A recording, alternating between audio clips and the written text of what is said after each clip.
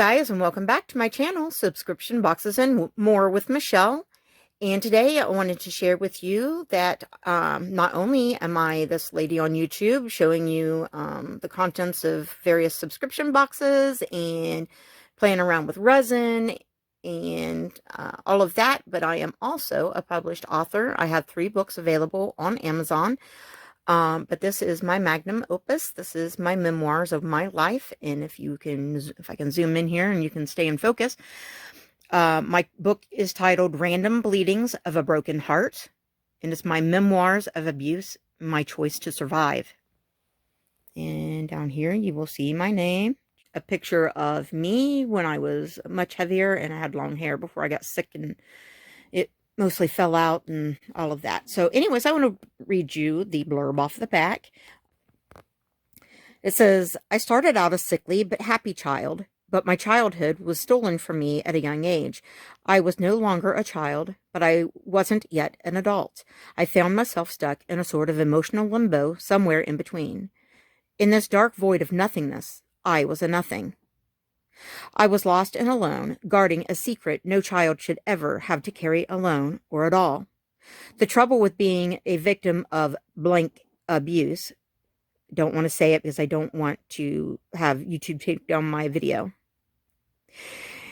is that other abusers seem to be able to pick you out from the crowd as an easy mark.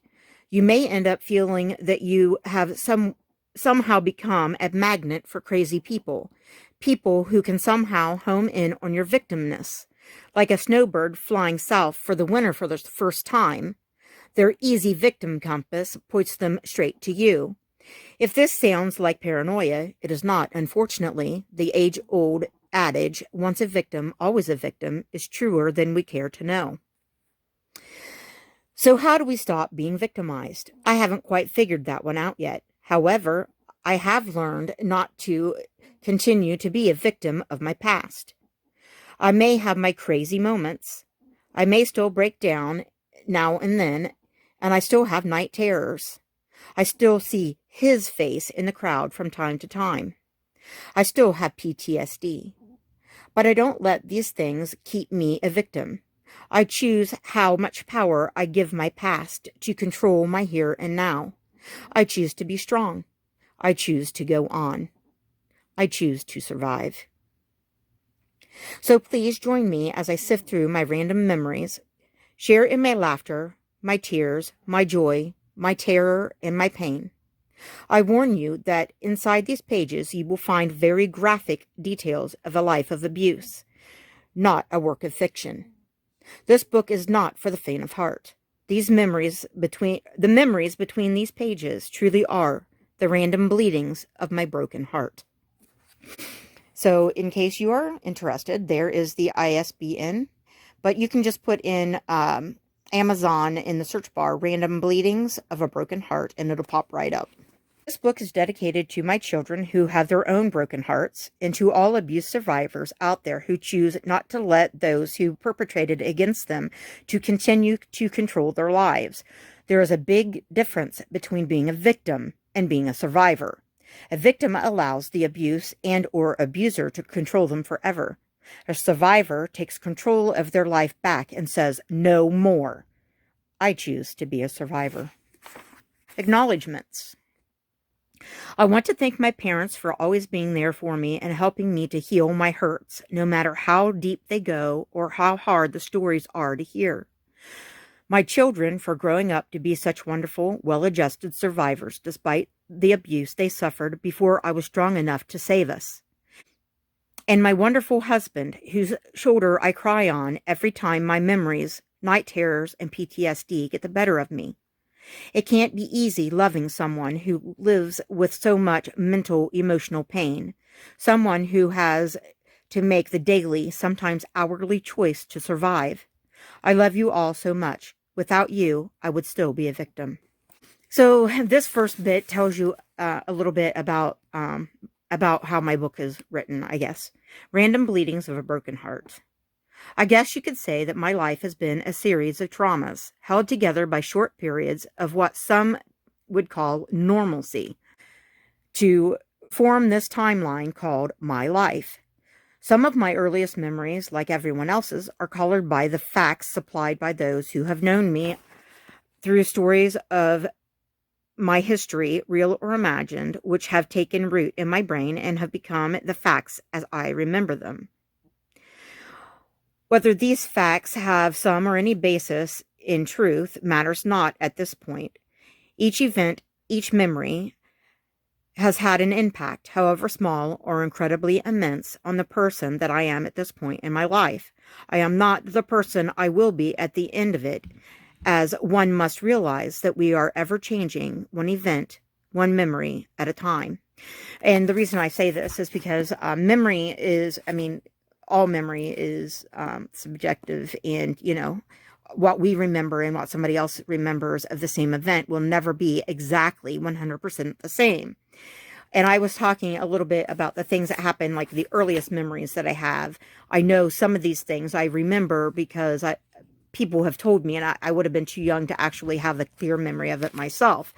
But I just wanted to read that so that you would know sort of what this book is about. It's written a bit like a diary, so each memory, I tried to do it in chronological order to the best, of my ability, and each memory has like a heading. So I'm not going to read, from the beginning to end, obviously, but I wanted to read some funny things and maybe some not so funny things, but I can't read any of the really bad things because those would not be allowed on YouTube. So just know that anything I read, there's a whole lot more that I can't read.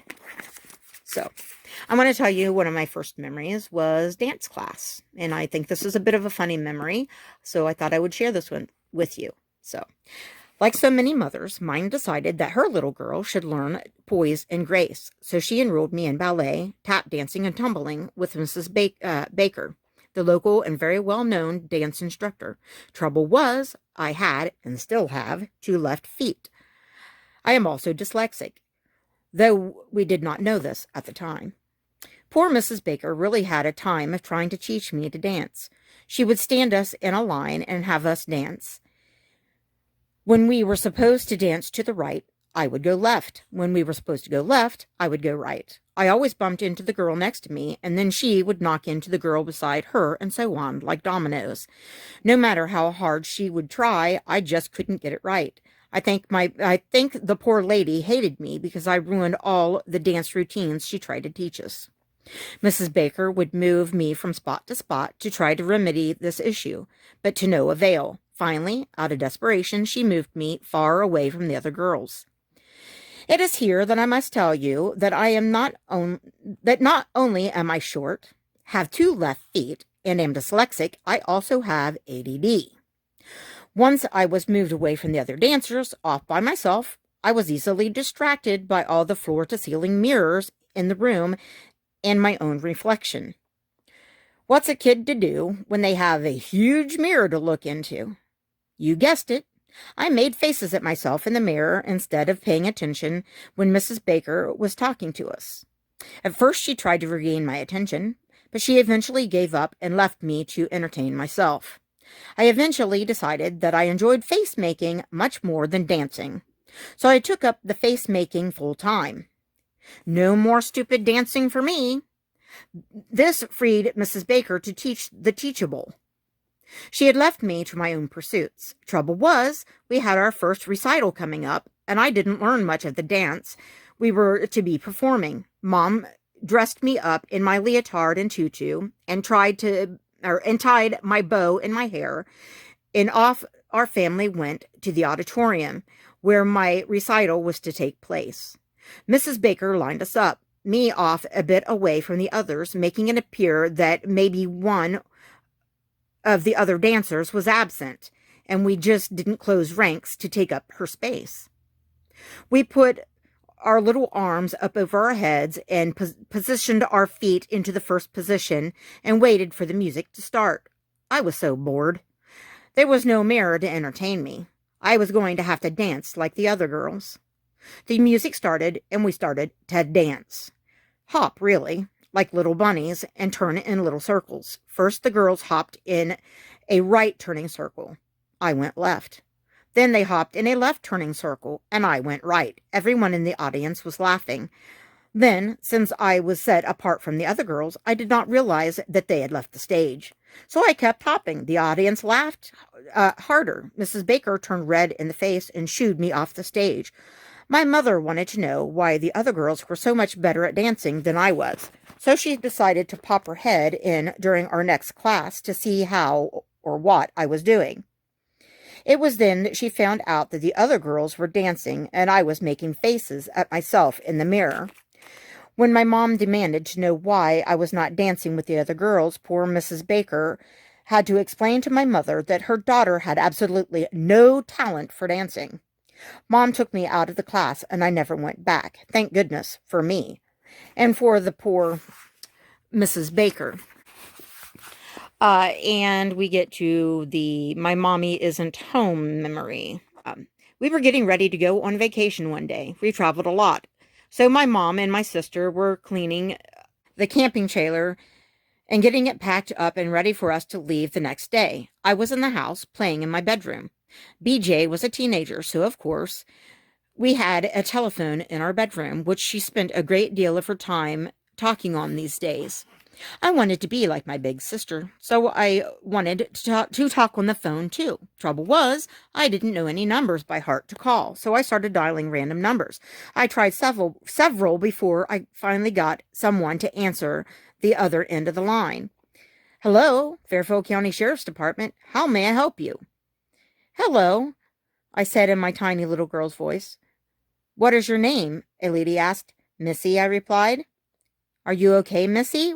Where's your mommy? The lady on the phone asked. I dunno, I answered. Can you find her and let me talk to her? The nice lady asked. Uh-oh. Mommy told me never to play on the phone or play with the phone. I was going to get into trouble.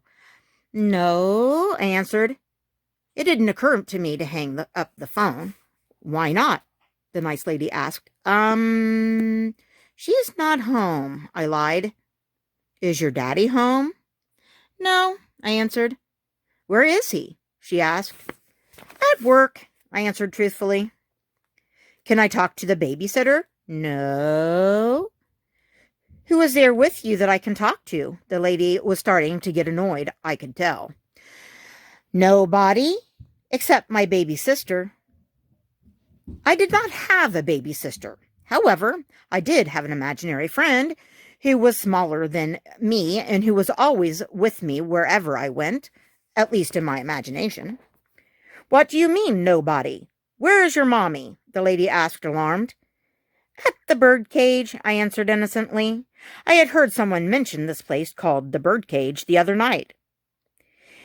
It was a funny name, so I remembered it and liked it. I envisioned my mom and a huge birdcage swinging on a little swing like Tweety Bird. At the birdcage, this seemed to upset the nice lady. Where are you? The lady demanded. We will come and get you right away. We're in my room. Where's your room? In my house. Now the nice lady was really getting frustrated, and her voice was getting kind of mean-sounding. Where is your house? In Lancaster. Yes, but where in Lancaster? What is your address? I don't know. What road do you live on? Now the lady was kind of shouting. I didn't like to be shouted at. She wasn't a nice lady anymore. This wasn't fun anymore. I was going to hang up if she kept being mean to me. Sugar Grove Road, I whined. She must have realized that her tone and urgency were upsetting me because she went back to using her nice lady voice. That's good, honey. Can you tell me where on Sugar Grove Road? What does your house look like? What is beside of it? It's a red house. There's a big cornfield beside of it. Bingo, she had me. There weren't many houses on Sugar Grove Road, so she knew right where I was. She covered the receiver with her hand.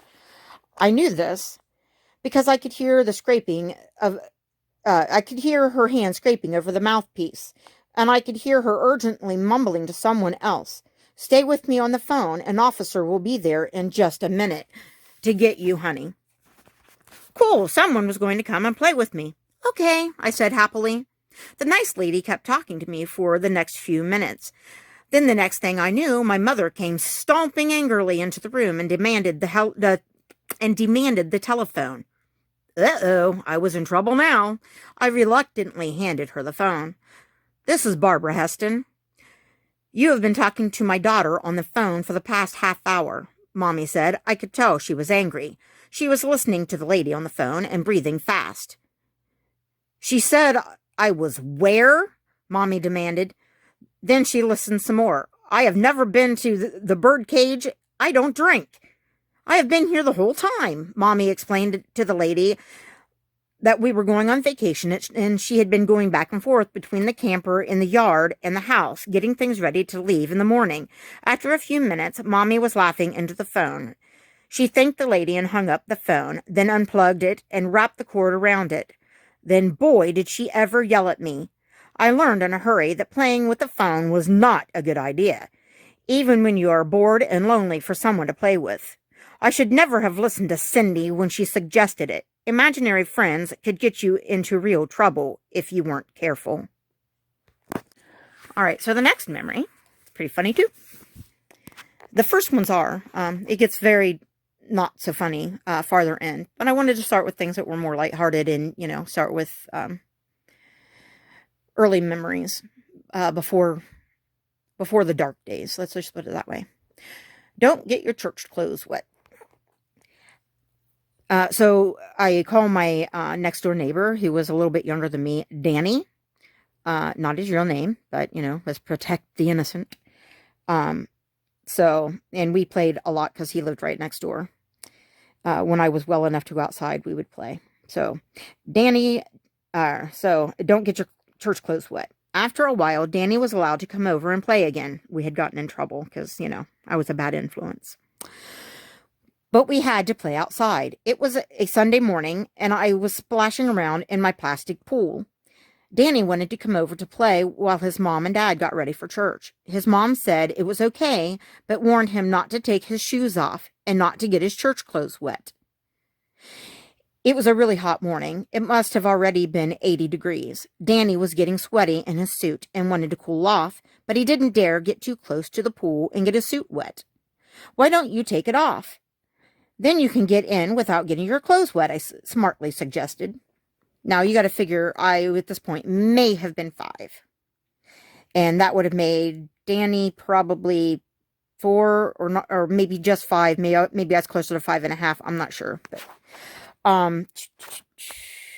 Danny decided that this would work, so he stripped down to his underpants, but left on his socks and brand new dress shoes. He got into the pool to cool down and splash around with me. He barely got in the water when his mother came out of the house, screaming at him to get out of the pool. She snatched up his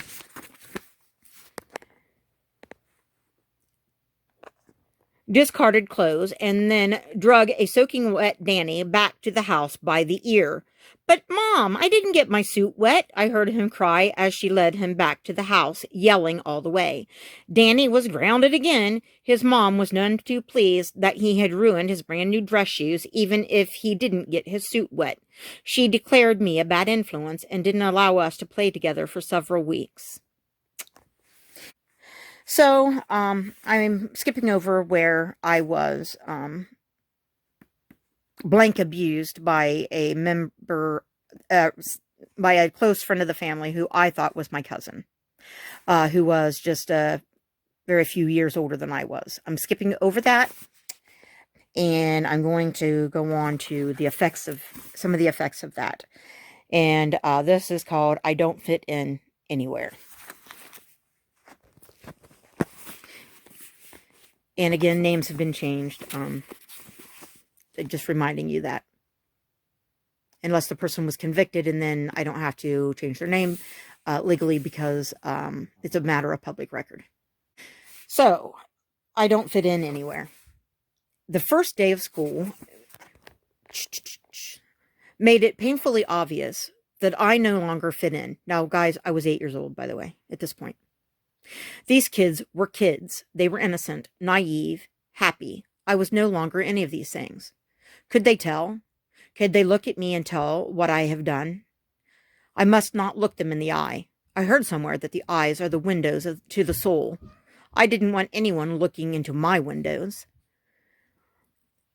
They will see the nothing that I have become. They will see what I have done.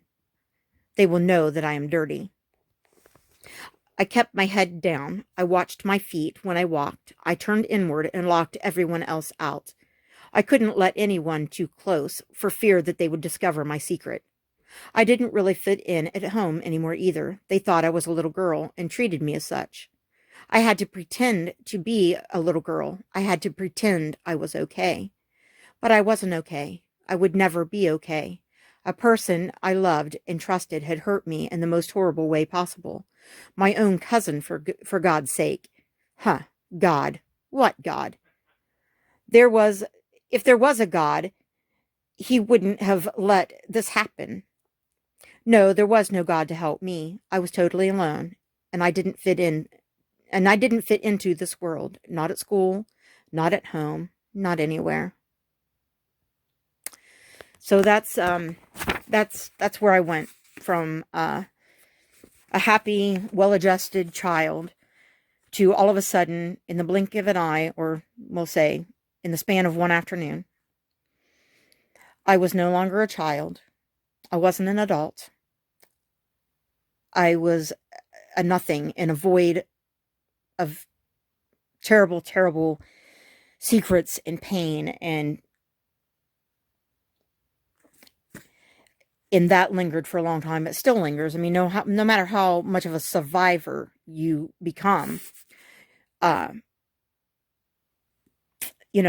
this stuff lingers. It sticks with you, and it doesn't matter how old you are, how well-adjusted you are. None of it matters. But, you have to just fight every day. Fight every day to survive it. Mentally, emotionally, physically.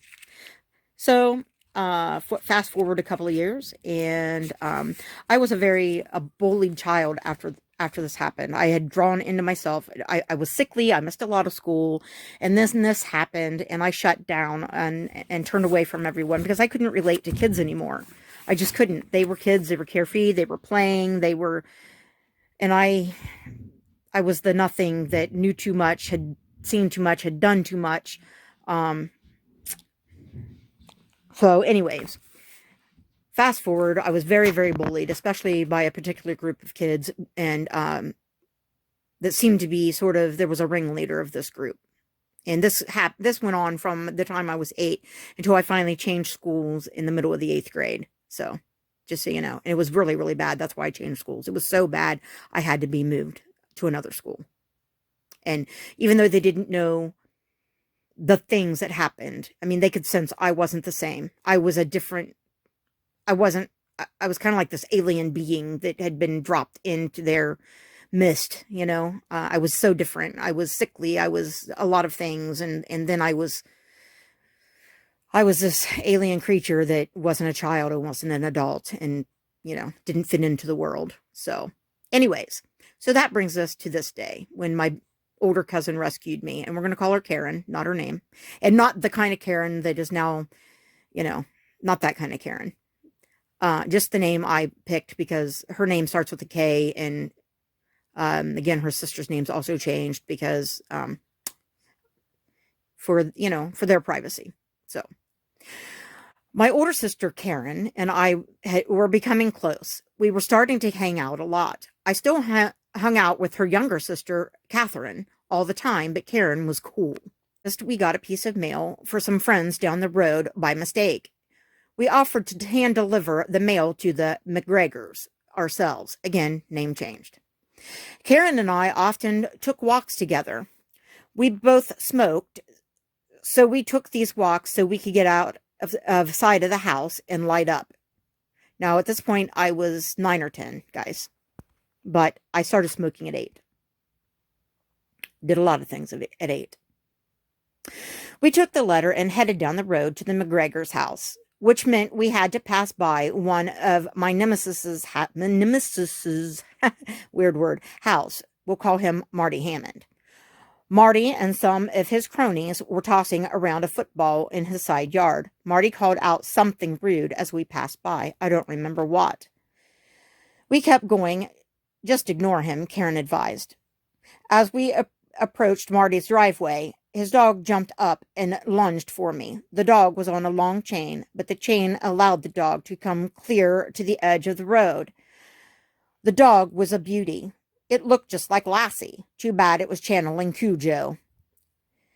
We were walking along the edge of the road, me on the inside closest to the grass, since I was much smaller than my cousin. She wanted to be sure I was safe from passing cars. Trouble with this was I wasn't safe from crazed Cujo Lassie. The dog grabbed me. I got it. Pages are sticking together. Sorry. I wasn't safe from crazed Cujo Lassie. The dog grabbed me by the left leg at the hip, knocked me off my feet, and dragged me into the driveway. It chomped and chewed, snarled and growled. It picked my right side clear up off the ground and shook me like a rag doll while the left side of my body was dragged back and forth through the gravel. I was screaming. I was being torn apart by this crazy dog. I knew it was going to kill me. Why wasn't Marty and his friends coming to help me? I knew he hated me.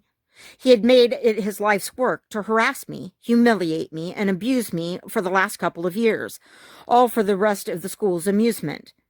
But would he really stand by and let his dog kill me? Yes, he would. And he would laugh his butt off while he watched the horror unfold. Well, Karen wouldn't. She bent down and snatched up a rock and threw it as hard at the dog as she could, and missed. She threw another. She missed again. She grabbed an even bigger one and threw it with all her might, and wham! It found its target. The dog yelped and ran away as far as its chain would allow. Karen took this opportunity to run and grab me and drag me into the road to safety, at great risk to herself. The crazy dog could very well have come after her next. Thank God for both of us, it hadn't. I was bleeding bad from my leg and hip. I couldn't stand. My leg wouldn't support me, not even with Karen's help. She had to get me home, and fast. There was no other choice. She had to pick me up and carry me. She scooped me up into her arms. I was still small for my age, but I was still quite a bundle for her to carry. Karen was only about 3 years older than I was. Adrenaline gave her strength, and she didn't drop me, and she didn't stop to rest. Somehow she made it all the way to my house with me, screaming for my mother as we reached the door. My mom could tell by the sound of those screams that something was terribly wrong. She came running and threw open the screen door to let us in. She saw the blood and grabbed me out of Karen's arms. Mom ran with me to the hall bathroom to get what was left of my clothes off so that she could discover the source. "What the heck happened?" she demanded of Karen, her voice flooded with fear. Karen told Mom about the dog attack. "I'm so sorry, Aunt Barb," she cried. "Sorry? Don't be sorry. You saved her life." Mom had me stripped out of my bloody, dirty clothes. She scrubbed my wounds while I screamed in pain. She applied pressure, but the bleeding wouldn't stop. She had to get me to the hospital fast. We waited for hours in the waiting room, a pool of blood at my feet. Mom was seething. How could they leave a little girl sit for so long when she was bleeding so badly? Her arm and hand must have been aching from trying to hold the constant pressure to slow the bleeding down. I felt weak and sick and scared. Finally, a nurse called my name, and my mom carried me back to the emergency department, then laid me on the hospital gurney. The nurse removed the blood-soaked towel that my mother had been keeping pressed against my wounds, and the blood instantly began to pool. She pressed the towel back into place and told my mom to hold pressure on it till the doctor came, like she needed to be told. The doctor came in a few minutes later and assessed the situation. I was sent for an x-ray to be sure nothing was broken. My leg and hip were not broken, but I did have a hole in my femur where the dog had bitten down with such force that its upper canine punched clear through the bone. I also had a damaged artery that had to be repaired to stop the bleeding. Once the wound was disinfected and free of any debris and the bleeding was stopped, the question remained how to best close the wounds. There were no edges that could be stitched together. They were gaping holes. The doctor decided that the best that he could do was to use a new skin replacement called Plastistitch. It was some kind of boiling hot plastic that he poured into the holes to seal them.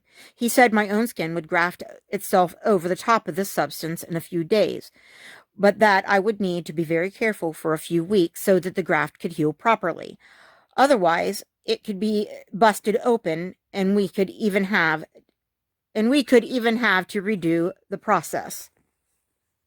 So anyways, this plastic stitch was a silicone-based rubbery stuff that they used way back in the 70s for a while. I don't think it's being used any longer.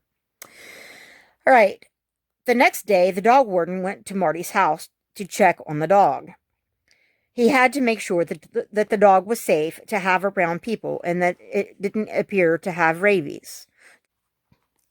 The dog tried to attack the warden. The warden jumped back into his truck and sped away. He must have thought, to heck with the dog. It wasn't worth getting himself torn up over. The skin around the hole in my leg and hip blistered and then turned black over the next couple of days. Mom kept my bandages changed and watched for infection. A few days later, she sent me back to school. Marty harassed me something fierce when I returned to school. When he had a nice big audience, he told me loudly that he wished that his dog would have killed me.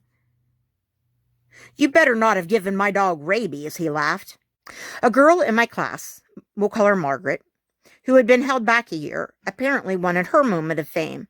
She ran through the crowd of spectators around Marty and I, drew back her fist, and punched me hard in the leg, right over the bandage covering the largest wound. The wound tore open and started to bleed. Bad. Margaret was Marty's friend for the rest of the day. I was sent to the nurse's office. The nurse promptly sent me home. My mom kept me home for several days after that to give me time to heal. The dog was still chained up by the road at Marty's house.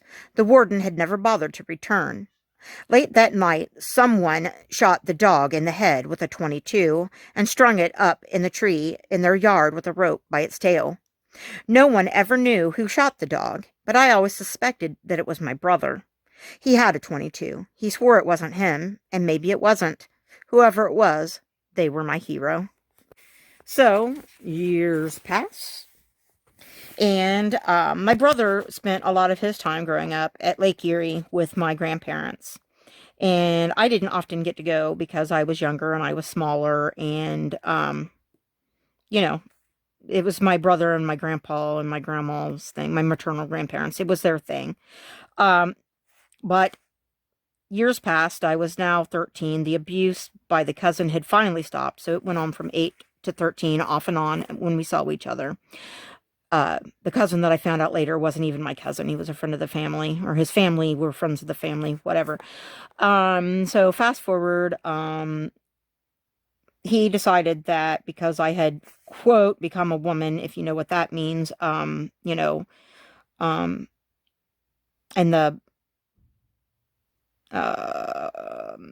hormonal sense, in the way girls do.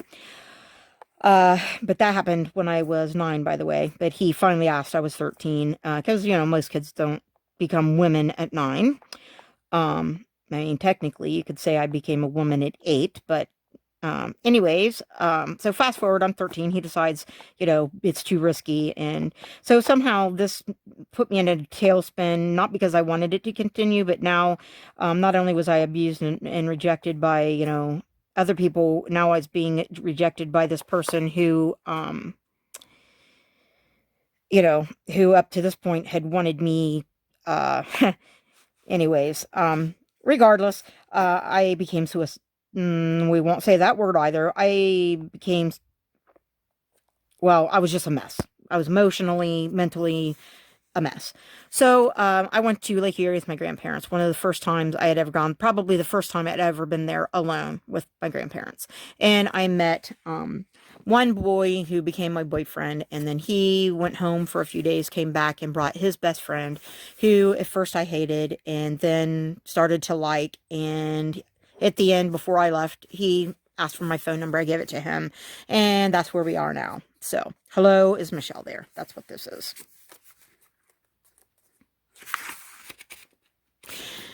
The phone rang. Hello, Boo Kitty. My baby. He can tell that Mom's getting a little upset, I think. This is my emotional support animal, Boo Gotti, who we call Boo Kitty. And he's coming to get his love and to make sure Mom's okay. And to stand on my book, like cats do. Because, we aren't allowed to read. Okay, watch out, little buddy. All right. The phone rang. Someone asked for me, and Mom called me to the telephone. I answered from the one in my bedroom.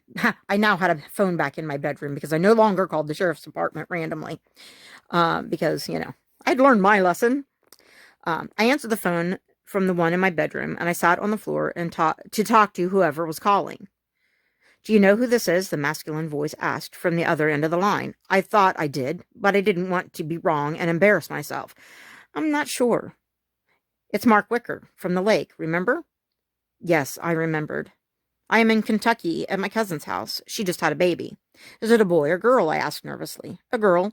He talked about the baby and his relatives a bit and how his grandparents had raised him. Then we talked about James, now this being what I call the other boy from the lake. And our time together at the lake and whatever. Maybe we even talked about the weather. I don't remember. We talked for what must have been an hour before someone made him hang up because the call was long distance. And back then, long distance calls cost a lot of money, by the way. And we didn't have cell phones. They didn't exist. He promised to call again soon. He called a couple more times over the next few days, each call lasting at least half an hour. I started liking him more and more. While on our third or fourth call in about a week, he finally asked, will you marry me? Not, will you go out with me? Not, will you be my girlfriend? Will you marry me? My heart nearly exploded in my chest. Yes.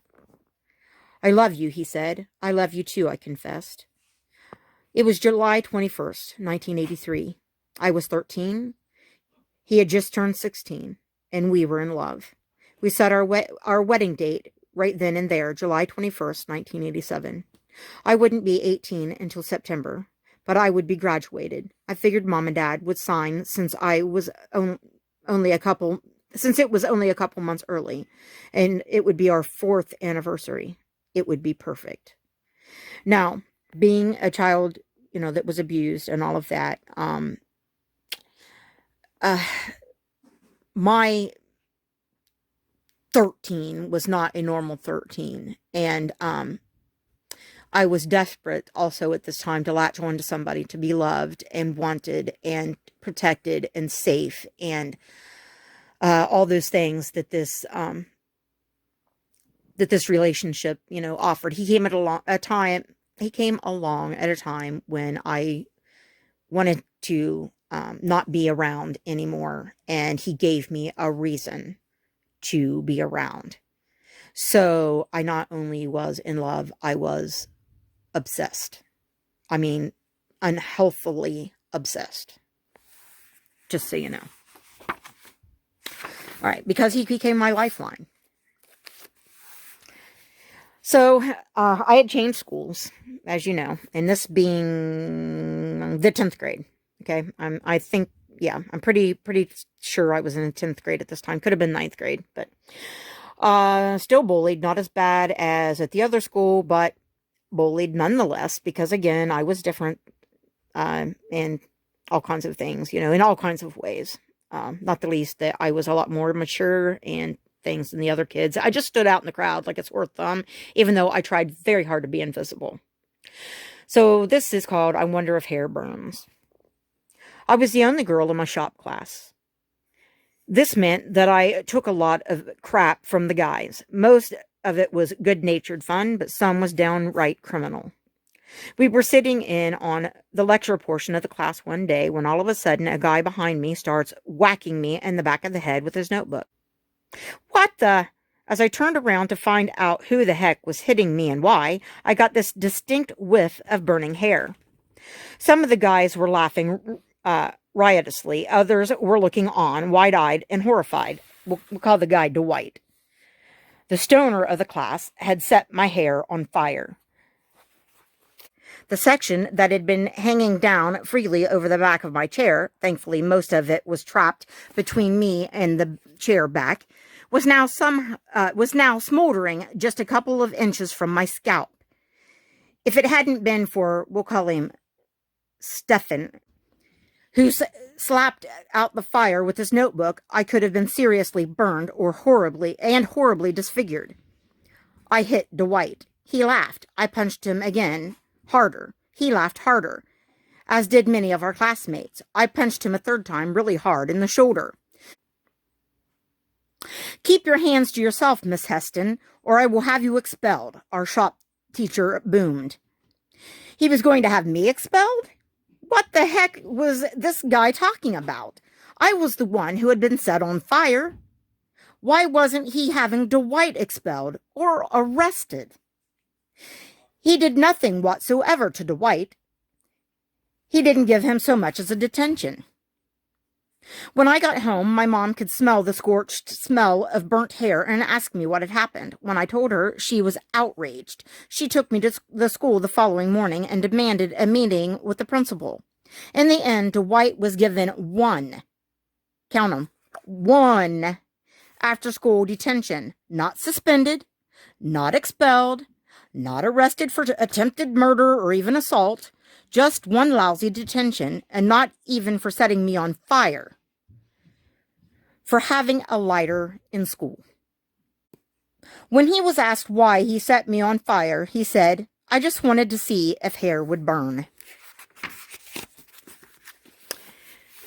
Since he hadn't done it with the intention of causing bodily harm, he wasn't punished as such.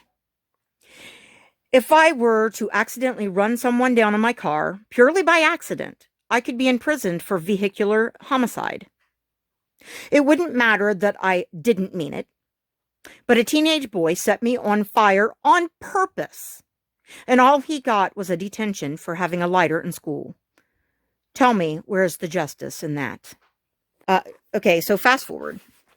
I had fertility problems and had to have some tumors and things, and I had I had to have an emergency surgery, which they were able to remove some of these tumors, and I was given a very small window of opportunity that if I was going to have children, it was a now or never deal.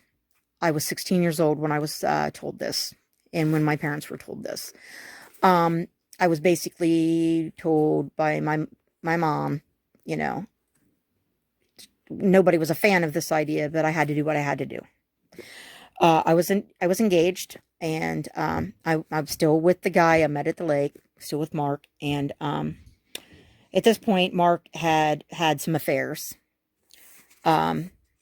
several, but I had I got pregnant at 17, and we got married. We got married in April instead of July. And so I was 17. I was 18 for less than a month when my son was born. Now, this had not been the way we had planned life, but that's the way it went.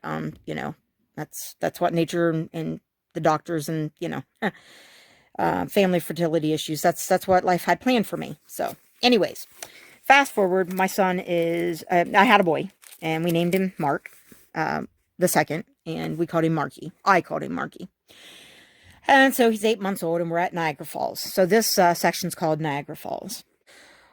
Marky was now 8 months old. He was standing alone and taking a few steps unaided. He was also saying several words. He was growing and learning so fast. His hair was also growing quickly, and my grandfather insisted that it was time that his great-grandson had his first haircut, again, being my maternal grandparents. I hated the thought of cutting my baby's hair. It was a milestone that meant that he was growing up, that he was soon to leave babyhood behind and enter the realm of toddlerhood. Next would be childhood. I wasn't prepared for him to grow up so fast. How was it that time flew by so quickly when you were a mother, but when you were a child, it seemed to crawl at a snail's pace? We were vacationing at Niagara Falls with my parents, grandparents, and a couple of mom and dad's teenage foster girls. Again, my parents fostered my whole life. I stood outside the camping trailer and cut my son's hair while his father held him on his lap. When I finished, he looked so cute, so much less like a baby. After the haircut was finished, we headed to the falls for the day. As we were walking around, enjoying the scenery and the shopping, we passed a table set up outside where an elderly Native American woman was selling handmade jewelry and other items. We stopped to take a look. As we approached, we saw that she was busy working on something. She looked up at us and reached out her hand, showing us what she was working on. It was the tip of a deer antler, about 2.5 inches long, that she had painstakingly carved into the head and neck of an eagle. It had turquoise eyes. I smiled and told her it was very beautiful. "For your son," she said in a voice surprisingly strong for someone of her advanced age. "It is his spirit animal. He must wear it for protection. He will need it." She strung the eagle on a black cord and hung it around my son's neck. "You must never take it off." I had a chill that had nothing to do with the weather, because my grandmother was Native American. I did not question this woman's words. "How much?" I asked, concerned that the talisman would be costly. Again, we didn't have a lot of money. We were very young. "It is my gift to Little Eagle," she answered, then kissed my son's chubby cheek as she whispered something to him that I could barely hear. "Now, don't chew on this, and never, ever take it off, Little Eagle. The eagle will watch over you and keep you safe." Again, chills raced up and down my spine. My tiny, blonde-haired, gray-eyed son looked at this woman in her black, cataract-clouded ones and nodded as if he understood her words perfectly and agreed. I bought a cassette tape of powwow music and walked away. Marky had his eagle gripped in his tiny fist. He did not put it in his mouth, as he did most everything else he could get his hands on. He just held it.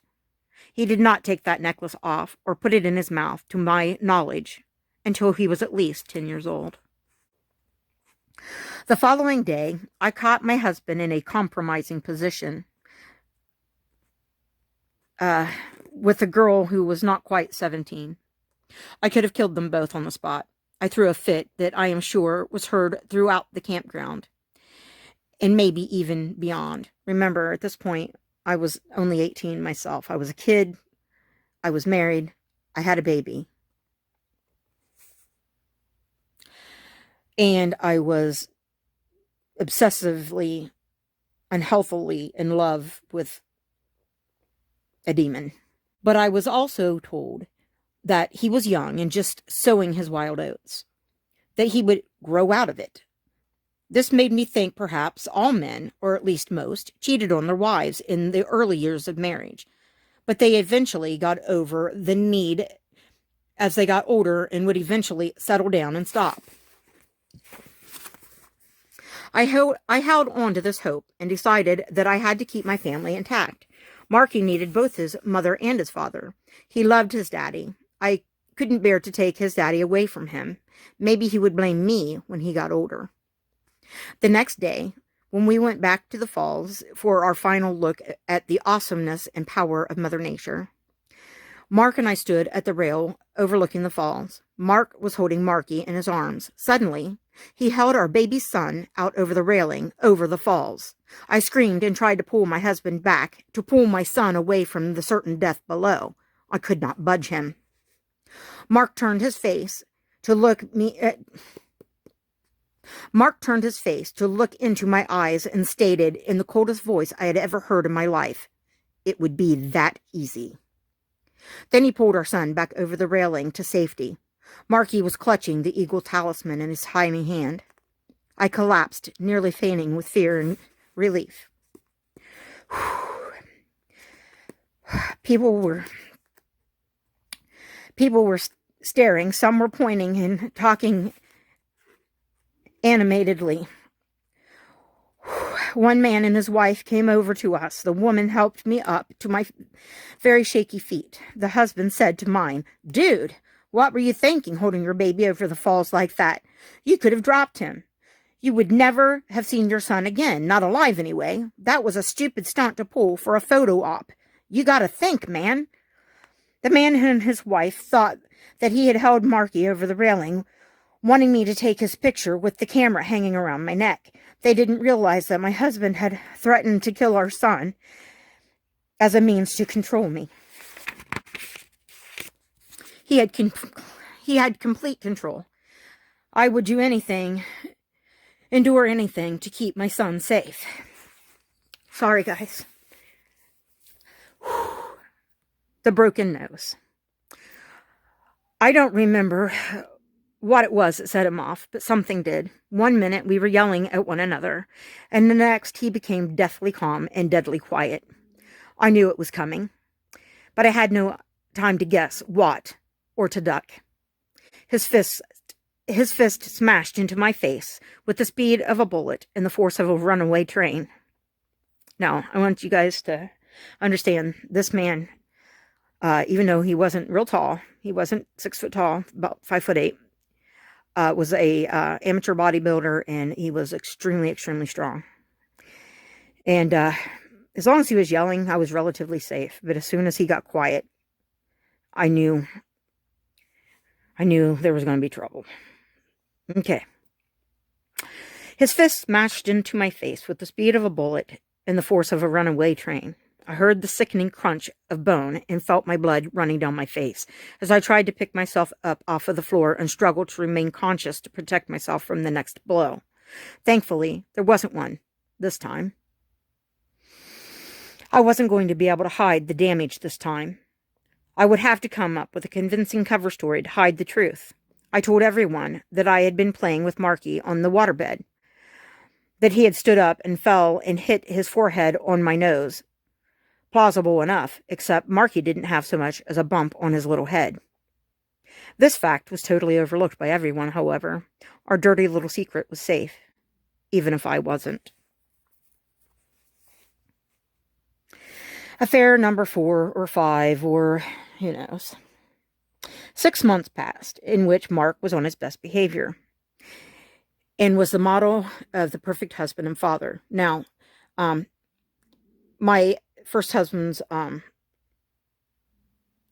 outbursts and things, dirty deeds, whatever, affairs, whatever he did, ran in cycles.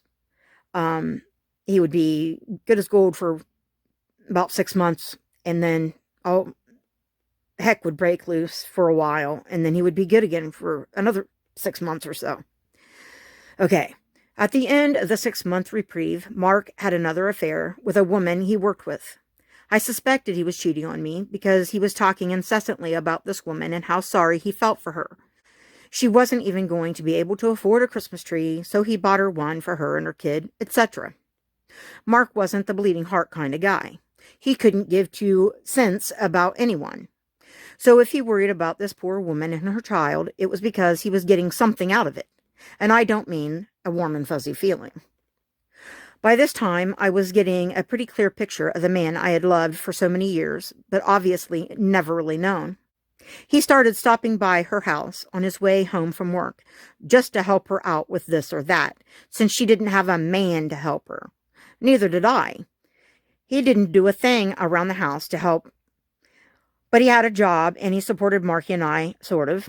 I say sort of because recently the bank account wasn't reflecting the balance it should. Either he was only working about half as many hours, or he was spending the money on something or someone besides our bills, our son, or me. When I demanded he explain what was happening to all of the money, he punched me hard in the jaw and knocked my jaw out of alignment. The band that holds your bottom jaw in place slipped, and my jaw locked to the side. I couldn't open or close my mouth. The next day, my jaw was still locked, and I had to call my mom to take me to the hospital because Mark had stolen my car keys so that I couldn't take Marky and leave. He kept us prisoner, by the way. As time progressed, we were actually prisoner in our own home. I had to lie about what happened. Mark told me to tell everyone that I had been eating a bag of Doritos when my jaw just went out of place somehow. He said that no one would question this since I was so fat. I don't know if the doctor or nurse thought I was lying. If they did, they didn't let on. The doctor could not even force my jaw to open or line back up. So he said it might fix itself over the next few days, but if not, that it would have to be fixed surgically. Thankfully, 5 days later, the band popped back into place on its own, and surgery was avoided. The affair between Mark and this woman went on for several weeks. I felt that I had no choice but stay in my marriage. I had no marketable skills. Mark would not allow me to renew my cosmetology license when they had come due, so I didn't even have my license to fall back on. I was a young mother with no way of taking care of myself or my son without my philandering husband, and no matter what he had done, I was still madly, obsessively in love with him. It will be okay, Mommy. Marky became my strength. When I would cry because of some terrible thing Mark had done, Marky would wrap his chubby little arms around my neck and hold me tight and say, "It will be okay, Mommy." Such a small child should never have to support his mother. It was my job to hold him when he cried and kiss his boo-boos and chase the boogeyman away. And though I still did those things, I came to depend on my tiny son's comforting embrace and reassuring words way too much for either of us. He was just a baby, but he had taken up the adult responsibility of being the glue that held the shattered pieces of his mommy together. Another perfect 6 months. Eventually, Mark ended the affair and things went back to, quote, normal. He was well behaved for another 6 months, just long enough for me to feel like maybe he meant it this time when he said it would never happen again. We decided that we wanted another baby. In fact, we had been trying since Marky was about 3 months old. I finally got pregnant again, and we were very excited to give Marky a little brother or sister. We were shocked and extremely excited when the sonogram at 8 weeks showed that we were pregnant for twins.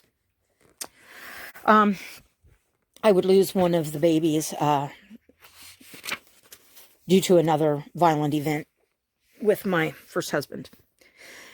Fast forward to when, thankfully, my one baby, that remained was born. Big brother to the rescue. Marky was 2 years old, 26 months and 11 days to be exact, when his sister was born. He was so happy and proud to be a big brother. "Which baby is yours?" another new father asked my husband as they stood side by side at the nursery window.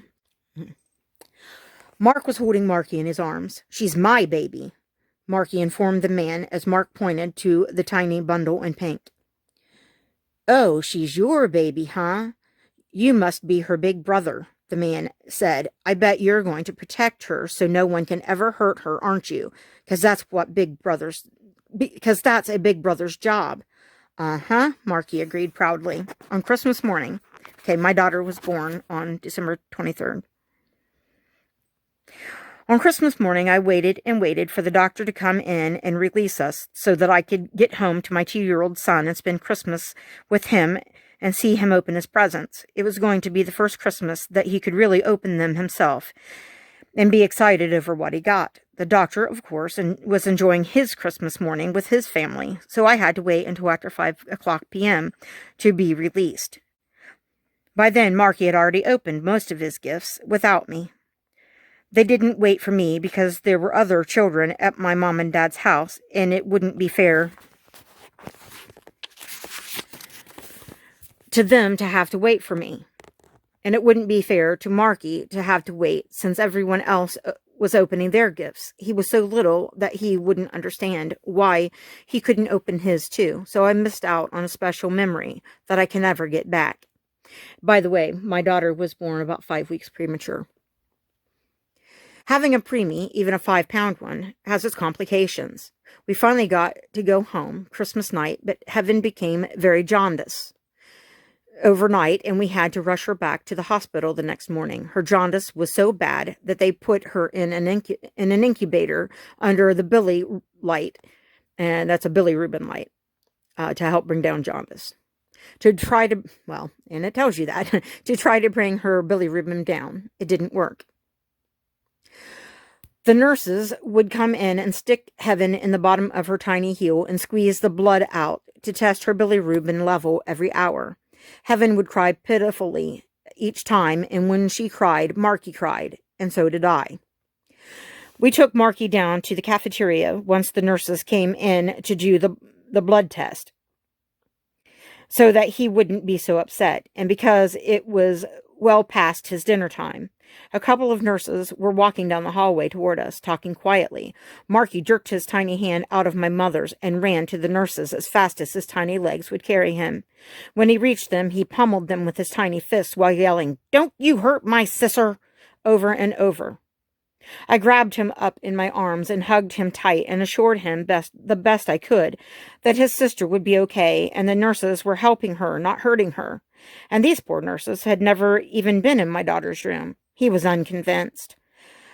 Mark left to go back to work. My mom and dad took Marky home with them, and I stayed with Heaven in the hospital. When Heaven's bilirubin continued to climb to above what the doctors were comfortable with, they decided it was time to do a complete blood change to bring down her bilirubin and get rid of the jaundice to save her life. My choices were to either have my husband leave work and come in to give her blood or use donor blood. This was the end of the 80s, and the AIDS scare was still in full swing. There were stories running rampant of people contracting AIDS through blood transfusions. My own cousin had contracted the disease this way. I couldn't take the chance that they might give my precious baby tainted donor blood. I called my husband's employer to have my husband come right away. There was no time to lose. My husband wasn't there. He had called off from work and was supposed to be at the hospital with me. He wasn't here, so where the heck was he? Precious hours passed, and I've refused to let the doctors give my baby the donor blood. Not until there was no other choice. I called everyone I could think of, and when my dad got off work, he went to my house to see if perhaps Mark was so tired that he was sleeping through the phone ringing, or the ringing phone, sorry. Mark was not at the house. What my dad did find was an envelope left with my name on it. Inside was Mark's wedding ring and a note stating that he had met someone else and was in love with her and he wasn't coming home. By the grace of God, Heaven's bilirubin started coming down on its own with the aid of the Billy lights, and she didn't end up needing the donor blood.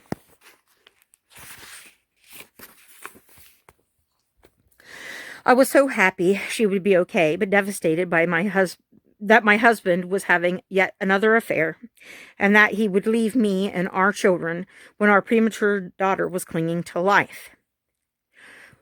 Mark had barely made it to the hospital for Heaven's birth. He was nowhere to be found then either, so he nearly missed her coming into the world. I sat rocking my tiny infant daughter and realized that my husband had been in another woman's bed while I was struggling to try to keep my baby from being born too early. He had come to the hospital directly from her bed, with her smell still on him. I had been so sure that I smelled it, but he explained it away, and I wanted so badly to believe his lies. I had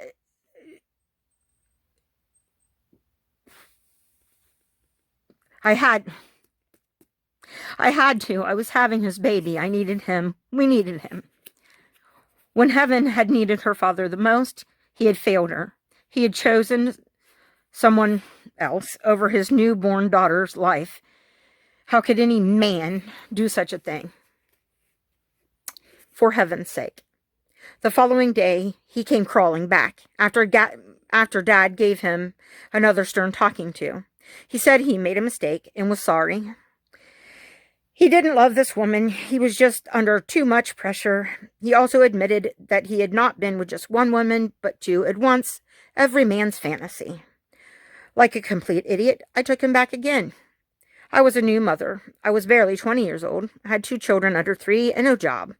I thought I needed him. I took him back for Heaven's sake.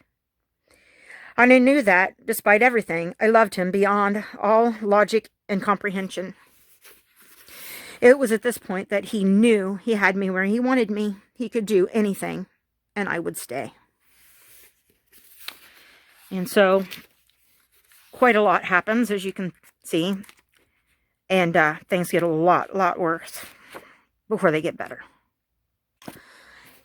And he ends up going to prison for 7.5 years for abuse of heaven, and we'll leave it at that. And so I get married to someone else. I spend 8 years in that marriage, and there was abuse and things there. The kids were beat on. I didn't know. They explained it away. They made pinky promises not to tell me. And so bumps and bruises were explained away, yada, yada, yada. I catch him one day beating our son, my son, with, 8 years. He was Marky. Okay, and then, there's a big blow up. He tells me I'll never be able to find anybody else, because at this point, we had adopted a child, because I could no longer have children. After Heaven was born, I couldn't have any more kids at all. I quit ovulating, never ovulated again. So my second husband and I, who was also named Mark, by the way, adopted a child, and things really went downhill from there. He started driving truck, was a truck driver over the road, blah, blah, blah. I walked in one day, he was beating up my son, who was just a child, maybe 40 pounds, something like that. Anyways, I threw him out on the spot. He said I would never find anybody else. I said, oh yeah, I'd seen things on talk shows about online dating and, stuff like that. So that's where we are. So this is called Caught Off Guard. I came across a message that caught me completely off guard. The guy wrote, I don't know why I'm bothering to write you. You won't write me back. I'm blind. Oh yeah? I thought, don't tell me what I won't do. So of course I had to answer his challenge and write him back. I told him that since he couldn't see and I couldn't hear very well, I'm hearing impaired, that we were perfect for each other. He thought that was funny, so we started messaging each other many times a day. We were getting carpal tunnel from all the typing. He asked me for my phone number, and I gave it to him. I didn't worry that this guy was like the rest of the men I had known in my life so far. He was obviously honest, since he came forward with his disability in the very first message and gave me the chance to run if I wanted to. And he was so funny and fun to chat online with. What would be the harm in talking to him on the phone? It wasn't as if he could just jump in a car and come find me. He was blind. Now, I had made the conscious choice. I was never going to love anyone ever again. I was never going to give anyone that kind of power over me. As you can see, a lot happens between those messages and thousands of hours of phone calls. The blind man and I hit it off. He's also hearing impaired, by the way. Without his hearing aids, he's deaf blind. So anyways, fast forward, not only do we hit it off, he and my kids hit it off. He and Marky are like best friends. Everything's just perfect. Although a lot of things aren't perfect, and a lot of things go wrong in my life between there and then this part. It's just too much to mention, and if I read it all to you, there's no point in you even wanting to read the book if you so choose. So let's just say a lot happens, and you have to read it to find out what those things are. But Eric, his name is Eric, my blind husband. We are still together. In April, it will be 20 years that we are married. Okay, and he and Marky are still best friends. We're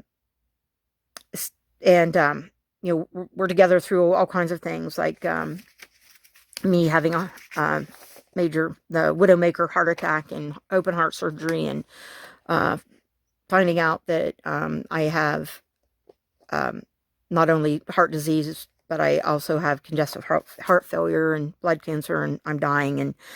And so anyways, all that, okay, is in here. Then I go on to say at the end, I am a survivor.